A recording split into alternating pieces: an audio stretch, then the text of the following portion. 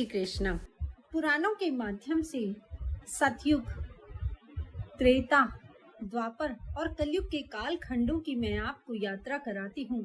आज मैं आपको ले चलती हूँ त्रेता युग में, जहाँ सरयू नदी के किनारे बसे किसी नगर में हम चलते हैं। ये भारत भूमि धन्य है, धन्य है ये धरा, जहाँ पर इतनी शक्तिशाली पतिव्रता स्त्रियां थी कि स्वयं भगवान सूर्य भी उनकी अनदेखी नहीं कर सकते थे। जिनके आगे किसी का तेज फीका पड़ जाए, उस सूर्य नारायण का तेज एक स्त्री के समक्ष मंद पड़ गया।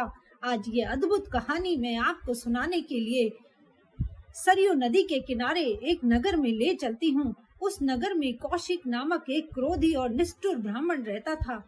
उसे कोढ़ की बीमारी थी। उसकी पत्नी शांडिली माँ दुर्गा की बड़ी भक्त थी। वो बड़ी पतिव्रता स्त्री थी और कोढ़ से सले गले पति को सर्वश्रेष्ठ पुरुष और पूजनीय समझती थी। एक रात वह अपने पति को कंधे पर लाद कर कहीं लेकर जा रही थी। रास्ते में कहीं मांडव्य मुनि को उसके पति के पैरों की ठोकर लग गई।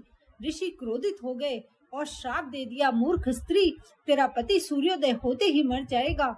ऋषि के श्राप को सुनकर शांडिली बोली, महाराज, भूल से मेरे पति का पैर आपको लगा, जानबूझकर आपका अपमान नहीं किया, फिर भी आपने श्राप दे दिया। मैं पतिव्रता स्त्री हूँ और आज तक मैंने अपने पतिव्रत धर्म का पालन किया है, तो मैं प्रतिज्ञा करती हूँ कि मैं जब तक न कहूँ तब तक ये सूर्य उदय ही न हो। महर्षि मांडव्य आश्चर्य में खड़े रह गए।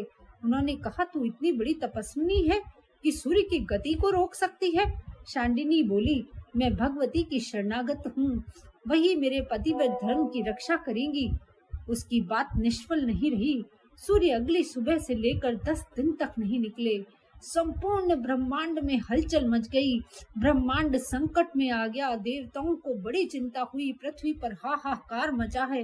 वे अनुसुईया जी के पास पहुँचे। अनुसुईया जी सबसे बड़ी पतिव्रता स्त्री थी। उसका प्रभाव देवों से भी अधिक था।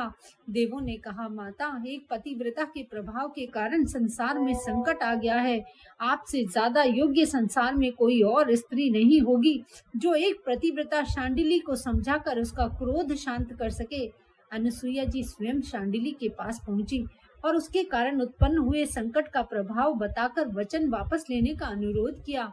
अनुसुईया जी ने कहा, तुम्हारे पति की मृत्यु के बाद उन्हें फिर से जीवित और स्वस्थ करने का वचन मैं देती हूँ शांडिली।